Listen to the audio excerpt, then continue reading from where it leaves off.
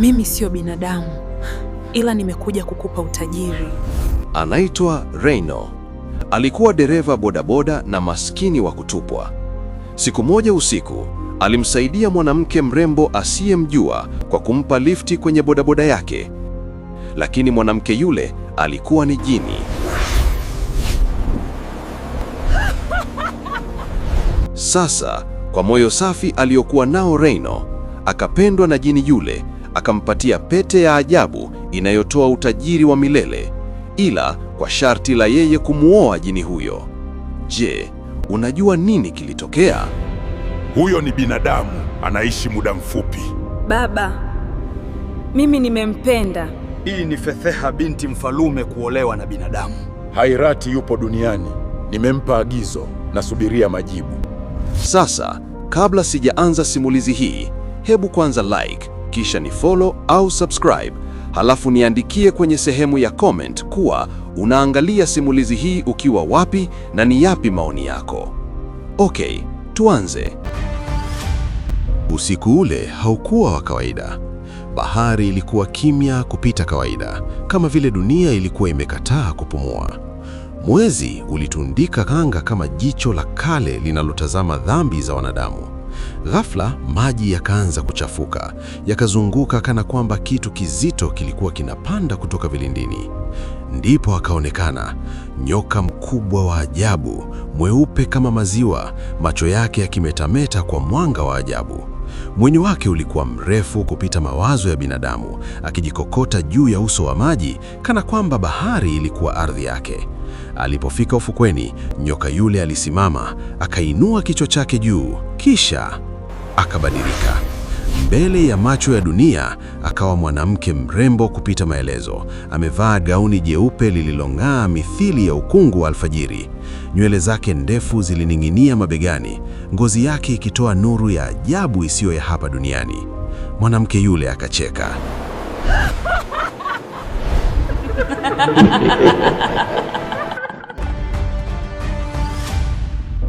Kicheko chake hakikuwa cha furaha, kilikuwa cha ajabu, kikivuka upepo, kikapenya mifupa yanayesikia.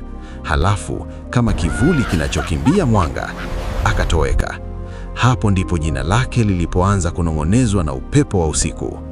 Kabula, mgeni duniani. Siku chache baadaye, Kabula alionekana tena, akitembea usiku peke yake katika mitaa ya jiji. Alitembea kama mtu anayejifunza ardhi kwa mara ya kwanza. Aligusa kuta, alitazama taa za barabarani kwa mshangao, alisikiliza sauti za watu kana kwamba ni muziki wa ajabu. Tabia zake zilikuwa sio za kawaida. Ndipo akawakuta wadada wa usiku waliokuwa wakijiweka pembezoni mwa barabara wakitafuta riziki yao ya giza. Kabula aliwakaribia kwa tabasamu la upole, si kwa nia ya ushindani, bali urafiki. Lakini macho ya wanadamu huona haraka tishio. Hebu ondoka hapa wewe, mmoja akapaza sauti. Hapa utaharibu soko letu, mwingine akamrushia maneno makali. Unaonekana sio wa huku na mrembo kupita kiasi. Maneno yakawa mawe. Kabula akasimama kimya, macho yake yakijaa mshangao. Hakuelewa chuki ya bure. Ondoka hapa. Hatukujui. Hebu tuendelee nuksi hapa. Ndipo jamaa mmoja akatokea kutoka gizani. Njoo, akasema kwa sauti ya haraka, akimshika mkono. Tuende zetu, mimi nimekuelewa. Kabula akatabasamu, akaondoka naye. Nyuma yao, macho ya uivifu na hasira yakawafuata. Walitembea mpaka makaburini, mahali hata roho hujifunza kunyamaza. Kabula hakuelewa walipofika pale. Jamaa yule akamtolea shilingi 10,000. Kabula akaishika hela ile kwa mshangao. Hii ni nini? Akauliza. Hiyo ni pesa. Vua basi nguo, faster, mimi nataka nisepe. Kabula akamwangalia, macho yake yakionyesha kutoelewa. Nivue nguo, halafu usepe? Ndiyo nini? Hasira ikamjaa jamaa, akamkumbatia kwa nguvu, akaanza kumlazimisha. Ndipo giza likabadilika. Uso wa Kabula ukabadilika ghafla, meno marefu yakatokeza, kucha kali zikachanua, macho yake yakageuka mekundu kama damu. Kwa pigo moja la kikatili, akamng'ata shingoni. Mwili ukaanguka chini, damu ikamwagika juu ya ardhi ya makaburi. Kabula akasimama juu ya maiti, akihema. Kisha, kwa hofu ya kile alichofanya, akakimbia. Asubuhi ya upande mwingine wa jiji aliishi Rhino, kijana wa bodaboda, maskini, mwenye moyo uliokuwa umechoka kupigana na dunia. Siku hiyo alikaa kijiweni kutwa nzima, hakupata hata mteja mmoja. Usiku ulipomkuta njiani akiwa anarudi nyumbani, alimwona mwanamke akitembea peke yake, akiyumba kana kwamba amelewa. Rhino akasimamisha pikipiki. "Dada, unaelekea wapi? Mtaa huu una vibaka wengi, nikupe lifti." Kabula akamwangalia, macho yake yakasoma moyo wake, akaona usafi, akaona uchovu wa haki. Ukweli ni kwamba hakuwa amelewa, alikuwa akijifanya sehemu ya mawindo yake ya damu, lakini huyu alikuwa tofauti. Akapanda pikipiki. Walipofika karibu na makaburini ya Kinondoni, Kabula akashuka. Asante sana Rhino. Asante Rhino. Rhino akashtuka. Unajuaje jina langu? Kabula hakujibu, akaondoka. Usiku huo Rhino akiwa amelala kwenye chumba chake cha Magomeni, akiwaza mke na mtoto aliowacha kijijini kwa sababu ya umaskini, simu yake ikaita. Namba ngeni, akajua labda ni abiria mpya anahitaji usafiri, akapokea simu ile. "Halo Rhino, umefika salama kipenzi?" Ilikuwa sauti ya Kabula. "Wewe ni nani na namba yangu umeipata wapi?" Rhino aliuliza akitetemeka. "Mimi ni Kabula, usijali kuhusu namba, angalia simu yako sasa hivi, najua una njaa." Sekunde chache baada ya kukata simu, Rhino alipokea ujumbe wa Tigo Pesa, shilingi milioni 1. Rhino alizimia kwa muda kwa mshtuko. Kesho yake asubuhi, Kabula alimtembelea Rhino chumbani kwake. Hapo ndipo alipompasulia ukweli. "Mimi si binadamu Rhino, ni jini, binti wa Mfalme Saka anayetawala himaya ya chini ya bahari. Nimekuja kukupa utajiri kwa sababu ya moyo wako." Kabula alimpa pete ya ajabu. "Sharti ni hili, ivae saa 8 ya usiku. Utageuka kuwa upepo. Unaweza kuingia benki yoyote na kuchukua kiasi unachotaka. Hakuna mlinzi atakayekuona, lakini usimwambie mtu yoyote siri hii." Kabla hajaondoka, Kabula alimfungua macho Rhino kuhusu mke wake. Alimchukua kimiujiza mpaka kwenye nyumba ya bosi wa Rhino, yule aliyempa pikipiki. Rhino alishuhudia mke wake akiwa na yule bosi, na akaambiwa ukweli mchungu. Yule mtoto si wake. Moyo wa Rhino ulivunjika. Akaamua kuachana na mambo ya dunia na kuanza maisha mapya ya utajiri. Rhino akawa tajiri mkubwa, akasaidia maskini na kuishi maisha ya kifahari. Kabula alimtokea tena na kumpa sharti la mwisho. Ukitaka utajiri zaidi, lazima unioe. Usijali kipenzi changu.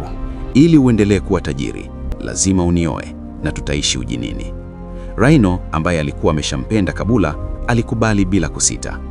Hata hivyo, kule ujinini, Mfalme Saka hakuwa na furaha. Huyo ni binadamu, anaishi muda mfupi. Baba, mimi nimempenda. Kabula, huyu ni binadamu, anaishi miaka michache kisha anakufa. Wewe utaishi maelfu ya miaka. Utakuja kuumia mwanangu. Lakini Kabula aling'ang'ania. Mfalme Saka aliamua kumtuma binti yake mkubwa, Hairati, jini mkorofi na mrembo kuliko hata Kabula, aende duniani kumjaribu Rhino. Hairati alitokea baharini kama nyoka mkubwa wa kijani, akageuka kuwa mwanamke mrembo sana. Pale ufukweni mwa bahari ya Hindi, mwangaza wa mwezi mpevu uliangazia mawimbi yaliyokuwa yakigonga miako.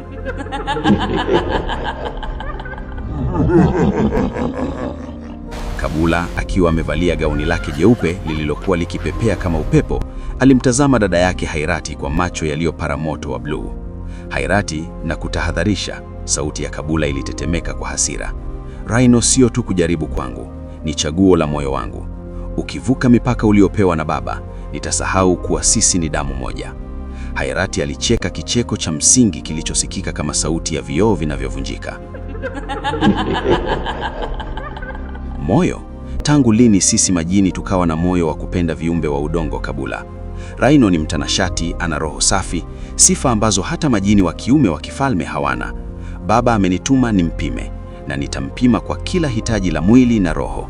Ghafla, Hairati aligeuka kuwa moshi wa kijani na kutoweka, akiacha harufu ya maani na upepo mkali. Kabula alibaki amesimama peke yake, akijua vika kuwa Hairati hakuwa anafanya mtihani tena, alikuwa anafanya uwindaji. Reino sasa hakuwa yule mbeba abiria wa Magomeni aliyekuwa akishinda njaa. Alikuwa anaishi kwenye mjengo wa kifahari kando ya bahari, akizungukwa na kila aina ya anasa. Lakini pete ile ya ajabu aliyopewa na Kabula ilikuwa ikianza kumpa uzito rohoni. Kila saa 8 ya usiku, alipogeuka kuwa upepo na kuingia mabenki, alianza kuona sura za watu waliokuwa wakiteseka, na dhamira yake ilianza kumsuta. Siku moja asubuhi, mwanamke mmoja mrembo kupita kiasi alitokea getini kwake. Alikuwa amevalia mavazi ya kijani yaliyomkaa sawasawa, na macho yake yalikuwa na mvuto usio wa kawaida. Alijitambulisha kama Rahma, ambaye alikuwa ni Hairati. Nimekuja kuomba kazi, mzee Reino. Usijali, karibu sana. Nimekuja kuomba kazi ya uhasibu, mzee Reino, alisema kwa sauti ya kurembua. Reino, kwa ukarimu wake ule ule, alimkaribisha. Katika wiki 2 za kwanza, Hairati alitumia kila mbinu ya kibinadamu kumtega Reino. Alijifanya anaumwa, alijifanya ana shida za kifamilia, na hata wakati mwingine alijifanya amevamiwa na majambazi ili Reino amwokoe. No, siwezi hicho unachokitaka. Mimi ni mpenzi wa mtu.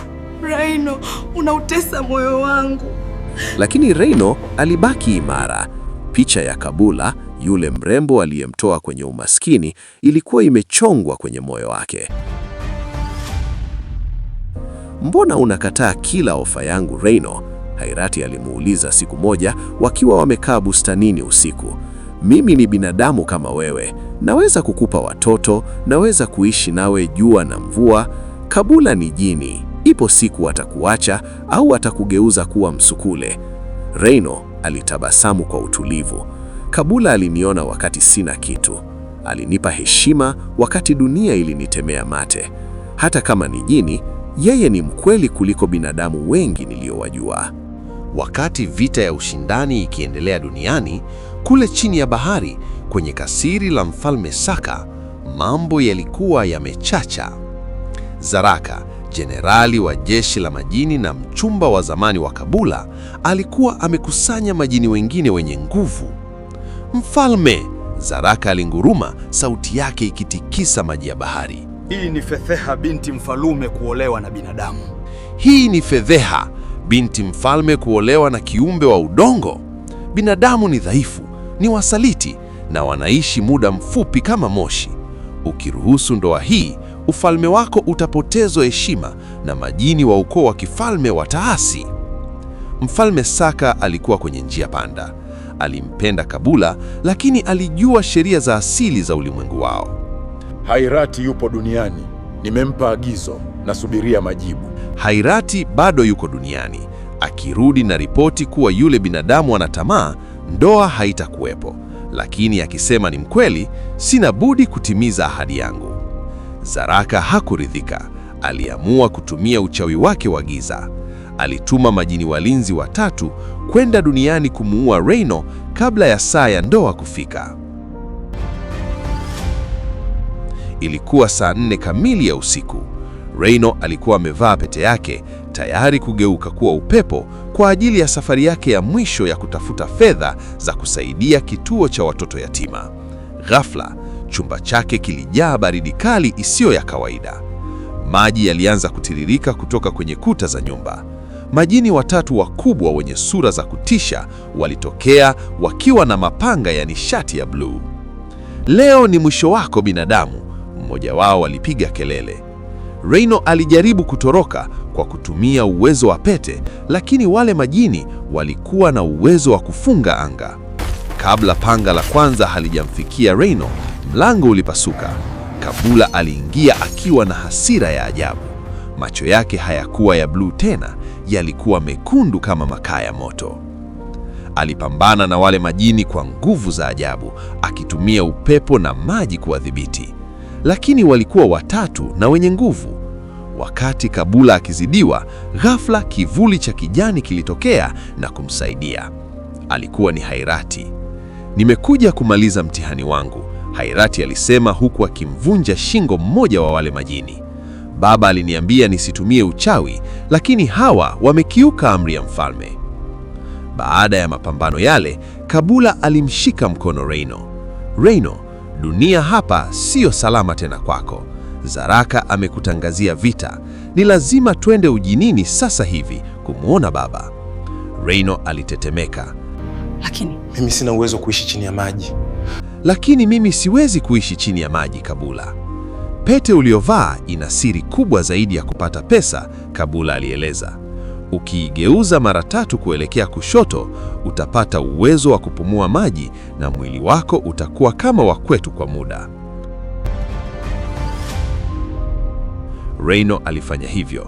Walielekea ufukweni na kwa pamoja, Kabula, Reino na Hairati walijitosa ndani ya bahari ya Hindi. Walizama chini kabisa, pita miamba ya matumbawe mpaka walipofika kwenye lango la dhahabu la ufalme wa Saka. Mji ule ulikuwa wa ajabu. Nyumba zilijengwa kwa lulu na barabara zilikuwa za vito vya thamani. Lakini Reino alipoingia, maelfu ya majini walimstaajabia kwa dharau na chuki. Mfalme Saka alikuwa ameketi kwenye kiti chake cha enzi. Alimtazama Reino kwa muda mrefu. Binadamu, umeingia mahali ambapo hakuna mguu wa nyama uliowahi kukanyaga. Hairati, nipe ripoti yako. Hairati alimtazama Reino, kisha akamtazama Kabula. Moyo wake bado unampenda Reino, lakini alijua hawezi kumshinda dada yake. Baba, Hairati alianza kusema, Reino ameshinda mitihani yote, hana tamaa ya mwili wala hana usaliti. Lakini nini? Mfalme aliuliza. Zaraka ameshaapa kuwa damu ya binadamu huyu itamwagika kwenye madhabahu ya bahari usiku wa leo, Hairati alimalizia. Ghafla kengele kubwa ya vita ililia ujilini kote. Zaraka na jeshi lake walikuwa wamezunguka kasiri wakidai kichwa cha Reino au mfalme Saka ajiuzulu. Nini kitaendelea? Simulizi yetu inaendelea pale mizinga ya vita ilipulia chini ya bahari. Ufalme wa mfalme Saka ulikuwa hatarini na maisha ya Reino yalikuwa mashakani. Zaraka aliingia kwenye ukumbi wa kifalme kwa kishindo, huku akiwa ameshika mkuki wa giza uliokuwa ukitoa cheche za umeme wa zambarau. Mfalme Saka, umechagua kumkumbatia binadamu na kutupa sisi sote kwenye aibu. Leo ufalme huu utapata kiongozi mpya.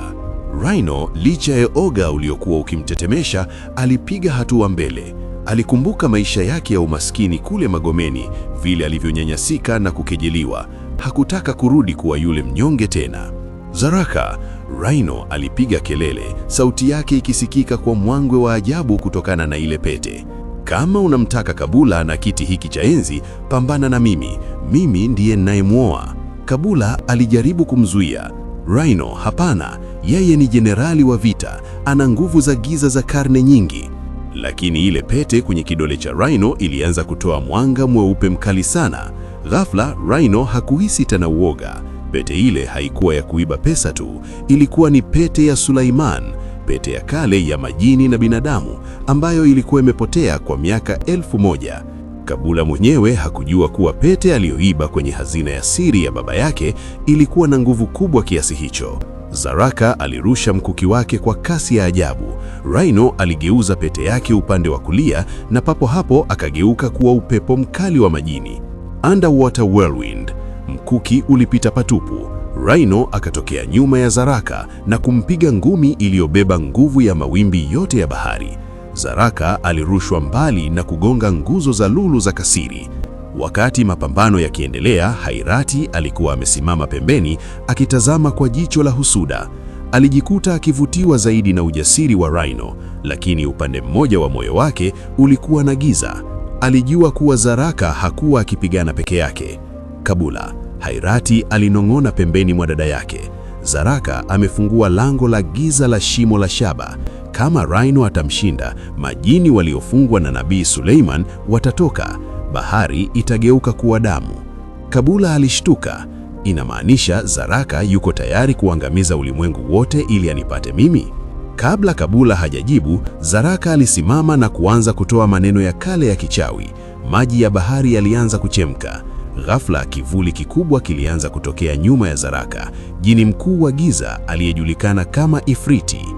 Reino, rudi, Kabula alipiga kelele, lakini ilikuwa tayari imechelewa. Ifriti alimkamata Rhino kwa mkono mkubwa wa moto ambao hauzimwi na maji ya bahari, na kuanza kumnyonya nguvu zake kupitia ile pete. Rhino alihisi roho yake ikitoka. Picha za mke wake aliyemsaliti na maisha ya bodaboda zilimjia kichwani. Kisha akaiona sura ya Kabula, jini aliyempa tumaini. Mfalme Saka akiona mambo yameharibika, alisimama na kutoa taji lake. Zaraka, acha, usimuue binadamu huyo. Nitakupa ufalme, lakini usifungue lango la Ifriti. Lakini Zaraka alicheka kwa dharau. Sihitaji ruhusa yako tena mzee Saka, nitakuwa mfalme wa majini na binadamu. Katika wakati huo wa kukata tamaa, Kabula alifanya jambo ambalo hakuna jini kamili aliyewahi kufanya. Alikimbia na kumkumbatia Rhino akiwa bado mikononi mwa Ifriti. Alianza kumpa sehemu ya maisha yake, Light Force. Kwa jini kutoa Light Force kwa binadamu, inamaanisha jini huyo anaanza kuwa binadamu na kupoteza nguvu zake za kijini. Kabula, unafanya nini? Utakufa, Rhino alilia. Ili uishi wewe, lazima mimi nikupe sehemu ya nafsi yangu, Kabula alisema, huku mwili wake ukianza kupoteza ule mng'ao wa kijini na kuanza kuwa na nyama na damu ya binadamu. Nguvu ile ya mapenzi ya kweli kati ya viumbe viwili tofauti ilitengeneza mlipuko mkubwa wa nuru. Ifriti alipiga kelele ya maumivu na kutoweka.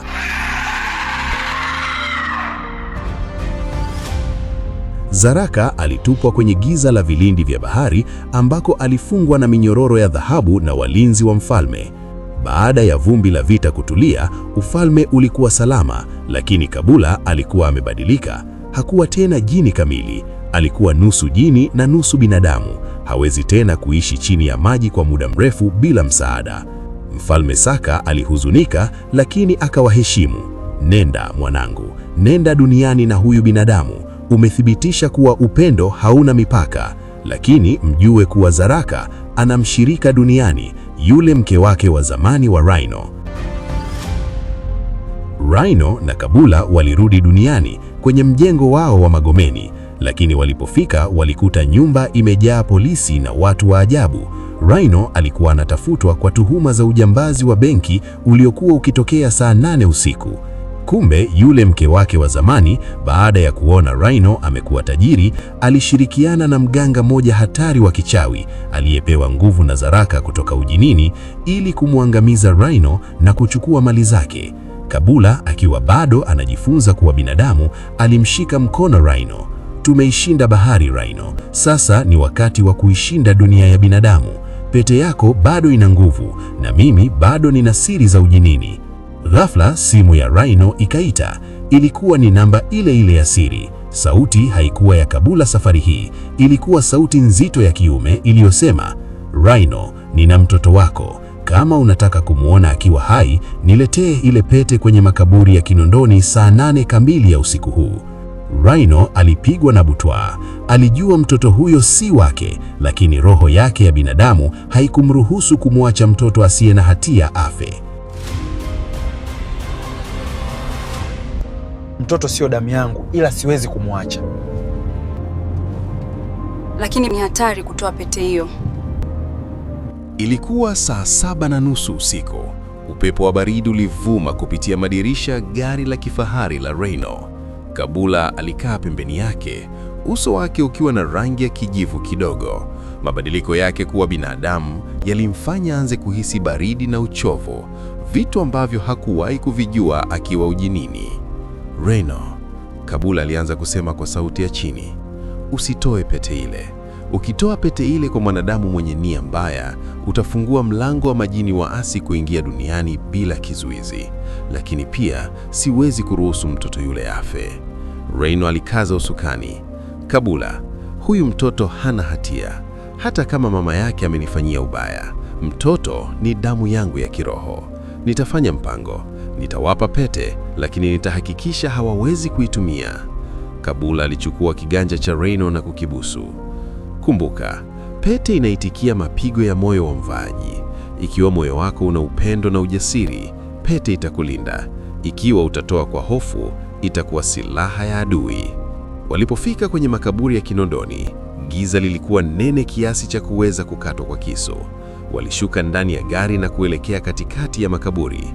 Pale, chini ya mti mkubwa wa mbuyu, alisimama Zuena, mke wa zamani wa Reino, akiwa na mwanaume mmoja mfupi, mwenye macho mekundu na aliyevaa ngozi ya chui. Huyu alikuwa Sheikh Madaraka, mganga hatari anayeshirikiana na majini waasi. Zuena alicheka kwa kejeli. Reino, hatimaye umeamua kuja. Naona umeambatana na huyo mwanamke wako anayejifanya mrembo. Unadhani sijui siri yenu? Unadhani sijui kuwa utajiri wako unatokana na ushirikina wa huyu jini? Reino alipiga hatua mbele. Zuena, achana na mambo ya kijinga. Yuko wapi mtoto? Nipe mtoto nikupe unachotaka. Sheikh Madaraka alitoa kiko chake na kupuliza moshi mzito uliotoa harufu ya kiberiti. Leta pete kwanza kijana. Najua nguvu ya Suleimani iliyomo ndani yake. Ukileta pete, mtoto anarudi. Usipoleta, hapa ndipo itakuwa mwisho wenu wote. Reino alivua pete kidoleni. Kabula alijaribu kupiga kelele, lakini Sheikh Madaraka alirusha unga mweupe ulimfanya Kabula apoteze sauti na kuanguka chini kwa udhaifu. Chukua.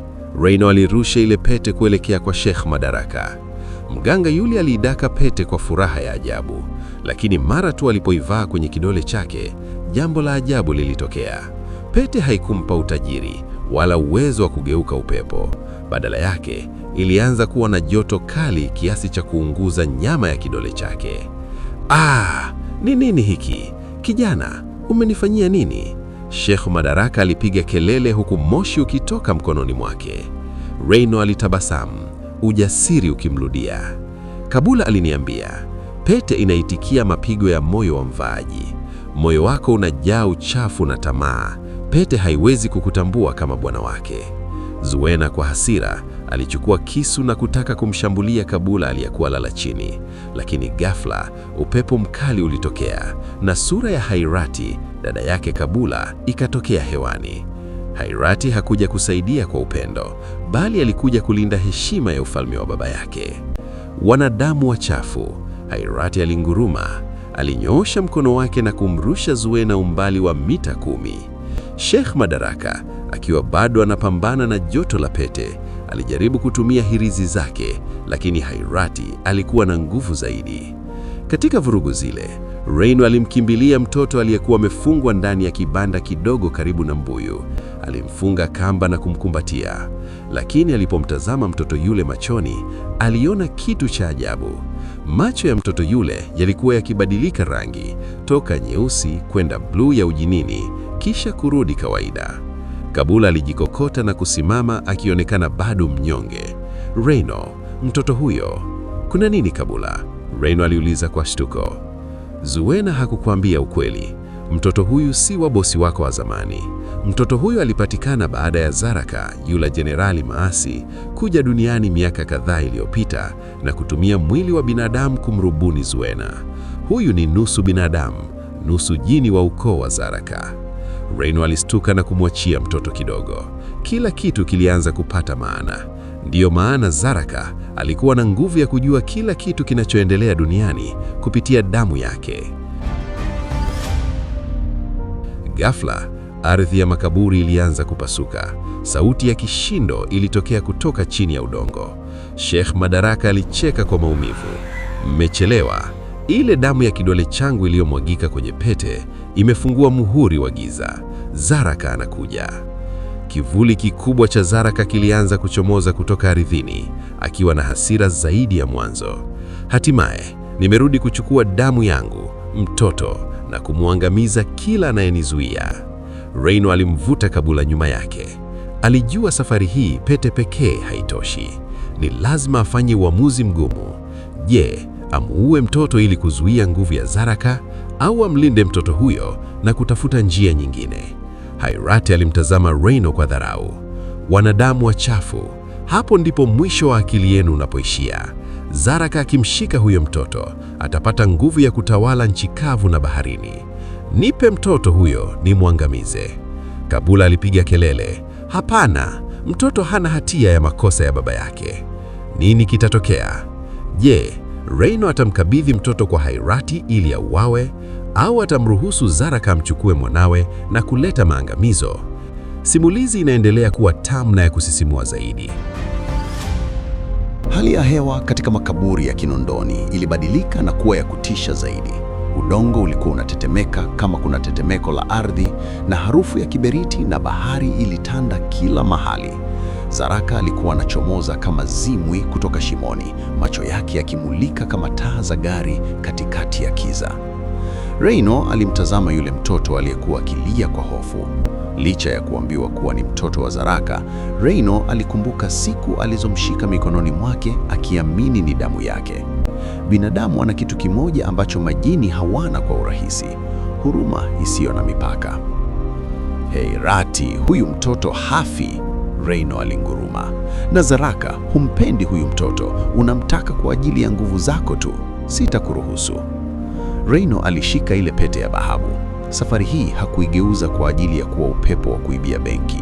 Alifunga macho na kuwaza kuhusu usalama wa yule mtoto na Kabula. Ghafla, pete ilitoa mionzi ya bluu iliyokolea, ikatengeneza kuba la kioo cha kichawi, magical dome, lililomzunguka yeye, Kabula na yule mtoto. Zaraka alipiga ngumi lile kuba, lakini alirushwa nyuma na nguvu ya ajabu. Nguvu ya Suleiman! Zaraka alipiga kelele kwa hasira. Binadamu huyu anawezaje kuitumia nguvu ya juu kiasi hiki? Wakati Reino akipambana kulinda kuba, Kabula alianza kupumua kwa shida. Ngozi yake ilikuwa inabadilika na kuwa baridi sana, na rangi yake ya asili ya kijinini ilikuwa inafifia kabisa. Alikuwa anageuka kuwa binadamu kwa kasi kubwa sana, kwa sababu alitumia nguvu zake nyingi kumlinda Reino kule ujinini.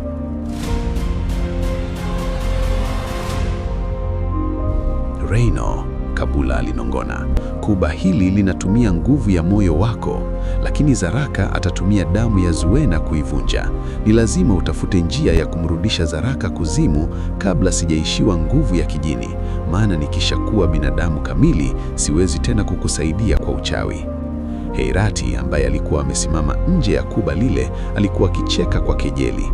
Dada yangu anajifanya shahidi wa mapenzi. Reino, nifungulie niingie ndani nikupe siri ya kumshinda Zaraka, ama sivyo wote mtaishia kuwa chakula cha majini waasi. Reino alikuwa kwenye njia panda. Je, amwamini Heirati ambaye mara nyingi ana chuki na binadamu, au aendelee kupambana peke yake? Ghafla, katikati ya mapambano yale, sauti nzito ilisikika kutoka angani. Haikuwa sauti ya kishindo, bali sauti yenye mamlaka na utulivu. Zaraka, umeasi ufalume wangu, lakini umeona haitoshi. Umekuja kusumbua duniani. Mfalme Saka alitokea akiwa amesimama juu ya mawingu ya moshi mweupe. Zaraka, uliasi ufalme wangu na sasa unaleta fujo katika ulimwengu wa binadamu. Mfalme alishuka chini, vazi lake la kifalme likigusa ardhi ya makaburi. Zaraka alinywea kidogo, lakini hakurudi nyuma. Mfalme, huyu binadamu ana pete yako na mtoto wangu yuko mikononi mwake. Nina haki ya kuchukua kilicho changu. Mfalme Saka alimtazama Reino, kisha akamtazama binti yake Kabula aliyekuwa akizimia. Reino, umeonyesha moyo ambao hata majini wenye nguvu hawana, lakini pete hiyo ina sharti moja ambalo Kabula hakukuambia. Ili kumshinda Zaraka kabisa, ni lazima pete hiyo ilishwe tone la damu ya kweli kutoka kwa mtu anayeipenda pete kuliko kitu chochote. Mfalme Saka alimtazama Zuena aliyekuwa akijikokota. Zuena, kwa tamaa ya mali, alijaribu kukimbilia ile pete iliyokuwa kwenye mkono wa Reino. Ipe damu yangu, mimi naitaka hiyo pete, nataka utajiri wangu urudi. Zuena alipiga kelele. Zuena alijikata kiganja na kukigusa lile kuba la Reino, akitaka damu yake iingie kwenye pete ili aifiche na kuwa tajiri peke yake. Lakini hapo ndipo kosa kubwa lilifanyika. Mfalme Saka alitabasamu kwa huzuni. Pete ya Suleiman haitaki damu ya tamaa, inataka damu ya dhabihu. Damu ya Zuena ilipoigusa pete, pete ilitoa mlipuko la giza badala ya mwanga. Zaraka alitumia nafasi hiyo kuingia ndani ya kuba. Alimnyakua yule mtoto na kuanza kupaa naye kuelekea baharini. Kabula, Reino, mtoto wangu sasa atakuwa mfalme wa majini waasi. Zaraka alicheka kwa ushindi. Reino hakukubali. Alijitosa kwa kasi, akisahau kuwa yeye ni binadamu. Alimrukia Zaraka na kumshika miguu. Wakati huo huo, Kabula alikusanya nguvu zake za mwisho za kijini na kumpulizia Reino pumzi ya moto wa bluu. Reino, geuza pete mara 7, Kabula alipiga kelele. Reino aligeuza pete mara 7 akiwa angani. Ghafla, mwili wa Reino ulianza kubadilika. Hakuwa upepo tena, bali aligeuka kuwa jini mkuu wa shaba, jini mwenye nguvu zaidi ya kibinadamu, lakini na roho ya mtu. Alimnasa Zaraka na kumpiga kichwa, kilichomfanya Zaraka apoteze fahamu na kumwangusha mtoto. Reino alimdaka mtoto na kutua chini kwa kishindo. Zaraka alitokomea baharini, akivutwa na minyororo ya maji iliyotumwa na Mfalme Saka. Vumbi lilitulia. Mfalme Saka alisimama mbele ya Reino, ambaye sasa alikuwa amerudi kwenye hali yake ya binadamu, lakini akiwa na macho yenye mwangaza wa ajabu. Kabula alikuwa amelala chini, haisikiki hata pumzi yake. Reino alimkimbilia Kabula. Kabula, amka, tumeshinda. Mfalme Saka aliweka mkono wake juu ya kichwa cha Kabula. Binti yangu amechagua njia yake, amepoteza uwezo wote wa kijini ili kukuokoa wewe na huyu mtoto. Kuanzia leo, Kabula ni mwanamke binadamu wa kawaida. Hawezi tena kupotea kimiujiza, hawezi kuishi miaka 1000 na atahisi maumivu kama wewe. Mfalme Saka alimtazama Reino, kisha akamtazama binti yake Kabula aliyekuwa akianza kufumbua macho. Safari hii macho yake yakiwa na rangi ya kahawia kama binadamu wengine na tabasamu la kweli. Niko tayari mfalme, Reino alijibu bila kusita. Reino na Kabula walifunga ndoa ya kifahari jijini Dar es Salaam. Reino aliendelea kusaidia maskini kwa mali alizopata, na Kabula akawa mke mwema, akimlea yule mtoto ambaye sasa alijulikana kama Saka mdogo kwa upendo, licha ya kujua siri ya asili yake. Lakini usiku mmoja, Reino alikuwa amejilaza kitandani. Kabula alikuwa amelala pembeni mwake. Ghafla, Reino alisikia sauti ya kicheko cha ajabu kikisikika kutokea bafuni. Alipoamka na kwenda kuangalia, kilikuta kioo cha bafu kimeandikwa kwa damu ya kijani: Zaraka hajafa na Heirati bado anataka pete. Reino aligeuka kumtazama Kabula, lakini alishtuka kuona Kabula amekaa kitandani, macho yake yakiwa yamerudi kuwa na mwangaza wa bluu kwa sekunde moja, kisha yakarudi kuwa ya kawaida. Kuna nini mume wangu? Kabula aliuliza kwa sauti tamu, lakini safari hii sauti yake ilikuwa na mwangiko wa kijinini uliousahaulika. Je, Kabula amedanganya kuhusu kupoteza nguvu zake? Simulizi yetu ya kusisimua inaendelea, huku kivuli cha ulimwengu wa majini kikiendelea kuandama maisha ya Reino na Kabula. Miaka 7 imepita tangu yale mapambano ya makaburini, lakini amani ilikuwa ni pazia tu lililoficha dhoruba inayokuja. Reino sasa alikuwa mmoja wa wafanyabiashara wakubwa mjini, akijulikana kwa ukarimu wake. Kabula alikuwa mke mfano wa kuigwa, mrembo na mwenye busara, huku akimlea Saka mdogo kwa mapenzi makubwa. Lakini Reino hakuwahi kusahau ule usiku wa kioo cha bafuni. Alikuwa akimtazama Kabula kwa siri, akijaribu kuona kama yale macho ya bluu yatatokea tena, lakini Kabula alibaki kuwa binadamu wa kawaida, angalau kwa nje. Mume wangu, upo sawa? Mbona unanitizama sana? Saka mdogo sasa alikuwa anatimiza miaka 7. Siku chache kabla ya sherehe yake ya kuzaliwa, mambo ya ajabu yalianza kutokea nyumbani kwao.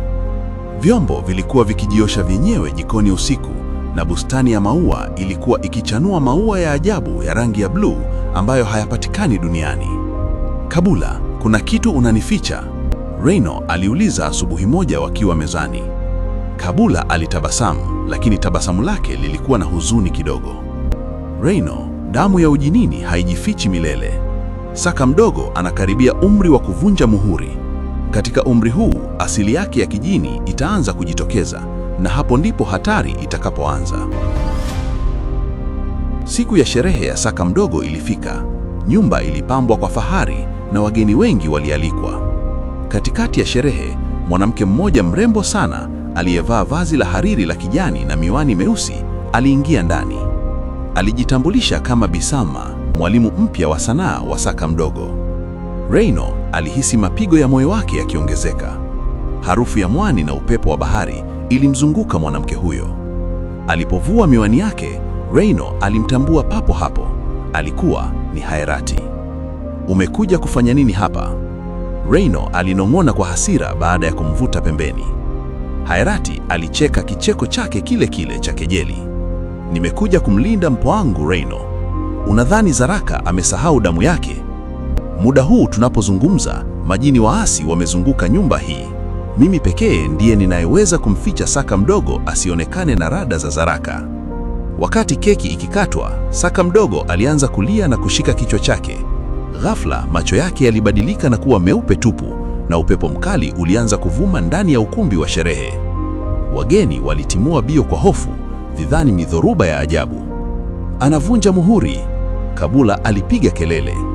Papo hapo sauti ya kishindo ilisikika kutoka bafuni ya juu. Maji yalianza kutiririka kwa kasi kuteremka ngazi, na ndani ya maji yale kivuli cha Zaraka kilionekana kikikua na kuwa kikubwa. Zaraka hakuwa amekufa, bali alikuwa amejijenga upya kwa kutumia chuki na giza. Nileteni mwanangu! Zaraka alinguruma, sauti yake ikipasua vioo vya nyumba. Haerati alipiga hatua mbele na kutoa mkufu wa chaba. Zaraka, huwezi kumchukua huyu mtoto. Alishapigwa chapa ya kifalme na Mfalme Saka. Lakini Zaraka alicheka. Mfalme Saka amezeeka na kupoteza nguvu zake. Haerati, kwa nini unajitesa kulinda hawa binadamu? Ungana na mimi, tumtumie huyu mtoto kufungua lango la dunia, tuitawale Dar es Salaam na ulimwengu mzima. Reino akiona familia yake iko hatarini, alikimbilia chumbani kwake na kufungua sanduku siri. Ndani yake kulikuwa na ile pete ya Suleimani. Kumbe Reino hakumrudishia Mfalme Saka pete ile. Alitengeneza pete nyingine ya bandia na kumpa mfalme, huku akibaki na ile ya kweli kwa ajili ya ulinzi wa dharura. Reino, hapana! Ulimdanganya baba! Kabula alishtuka. Niliogopa kukupoteza tena Kabula. Reino alishusha kichwa chake.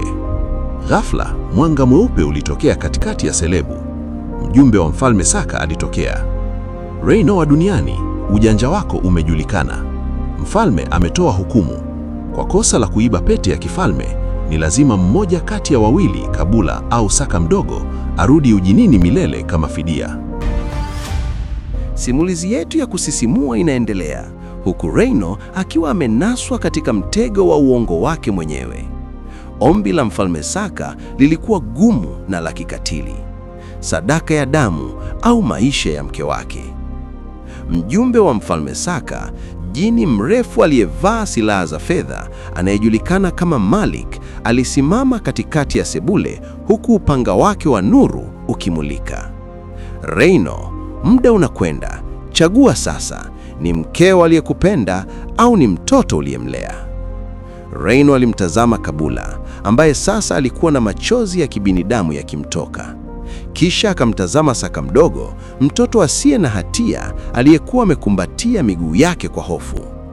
Siwezi kutoa hata mmoja, Reino alisema kwa sauti ya kukata tamaa. Alivua ile pete ya dhahabu na kuinyosha mbele. Mimi ndiye niliyedanganya, mimi ndiye niliyeiba. Nichukueni mimi, nipelekeni ujinini nifungwe minyororo maisha yangu yote, lakini iacheni familia yangu. Malik alicheka kwa sauti ya kishindo. Binadamu, roho yako haina thamani ya kufidia pete ya Suleiman. Thamani ya pete hii ni damu ya kifalme pekee. Haerati aliyekuwa akitazama pembeni alipiga hatua mbele. Alikuwa na tabasamu la siri.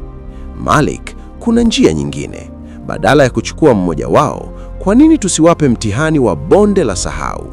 Ikiwa Reino ataweza kuifikisha pete hii kwenye madhabahu ya bahari bila kutumia nguvu zake, basi mfalme atamsamehe. Malik alinyamaza kidogo akifikiria. Bonde la sahau ni mahali ambapo kila binadamu hupoteza kumbukumbu zake. Ukishindwa, utabaki huko ukizunguka kama mwenda wazimu milele. Reino alikubali bila kusita. Nitafanya hivyo. Kabula alimshika mkono. Reino, siwezi kukuacha uende peke yako. Nitakuja nawe. Hata kama sina tena nguvu za kijini, mimi ndiye anayejua njia. Usiku huo huo, Reino na Kabula walielekea ufukweni mwa bahari ya Hindi. Kwa kutumia nguvu ya mwisho ya pete, walitengeneza njia ya hewa ndani ya maji na kushuka chini kabisa, sehemu ambayo jua halijawahi kufika. Walipofika kwenye mlango wa bonde la sahau, harufu ya kifo na usahaulifu ilitanda. Reino alianza kusahau jina lake, alianza kusahau sura ya Saka mdogo. Reino, nitazame mimi, huku akimshika uso. Mimi ni Kabula, kumbuka upendo wetu wa makaburini, kumbuka lifti ya bodaboda.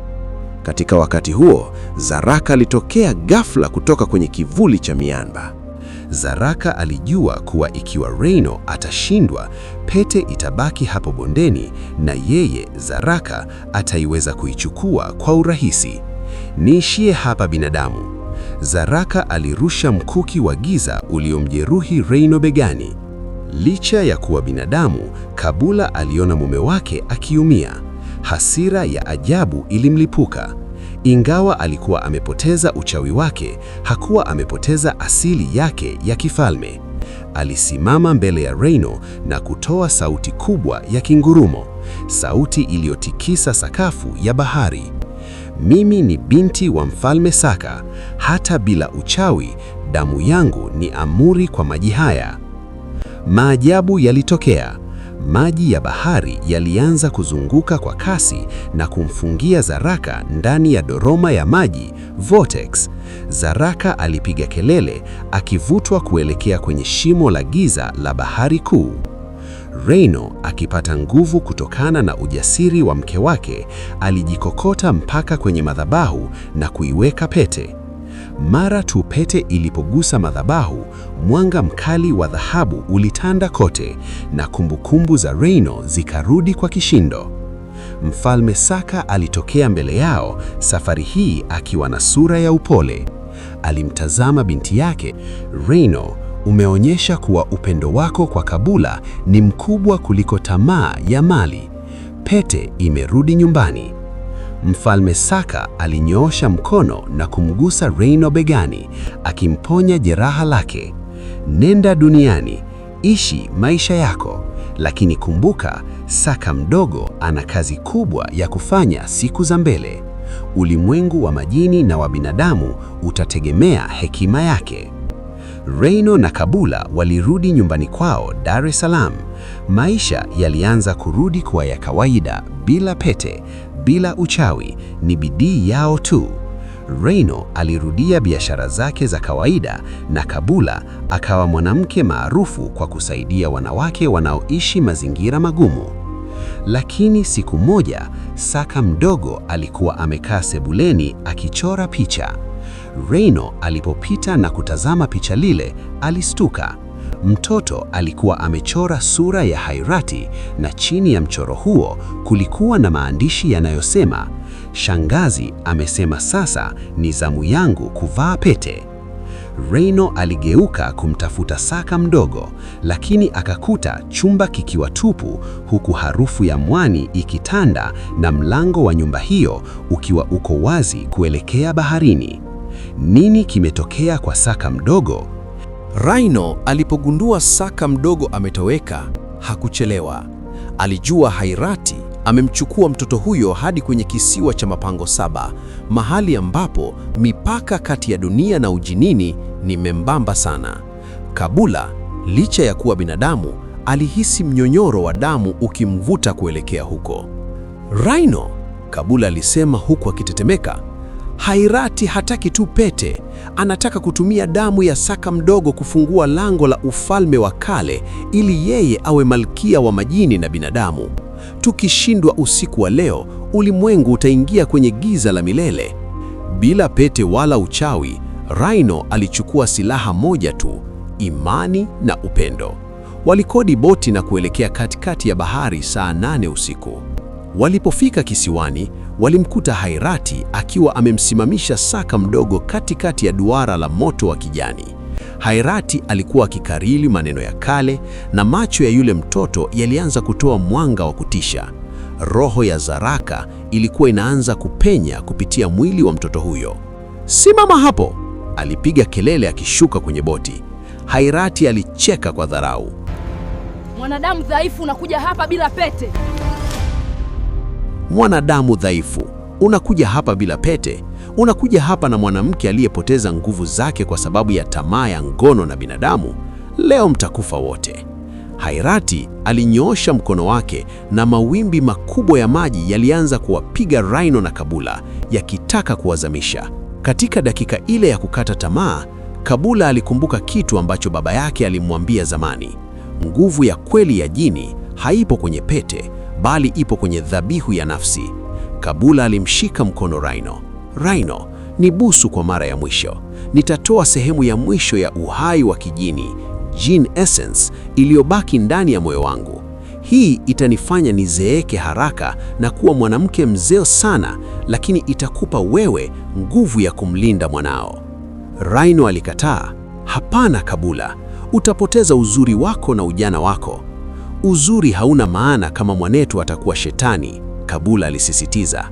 Walibusiana busu la dhati na ghafla mwanga mweupe ulitoka mwilini mwa Kabula na kuingia mwilini mwa Rhino.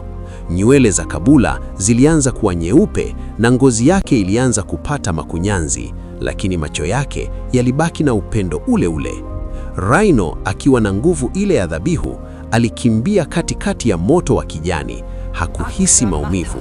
Alimvuta Saka mdogo kutoka kwenye lile duara. Zaraka aliyekuwa akijaribu kuingia duniani alipiga kelele ya maumivu, kwani muungano ulikatika.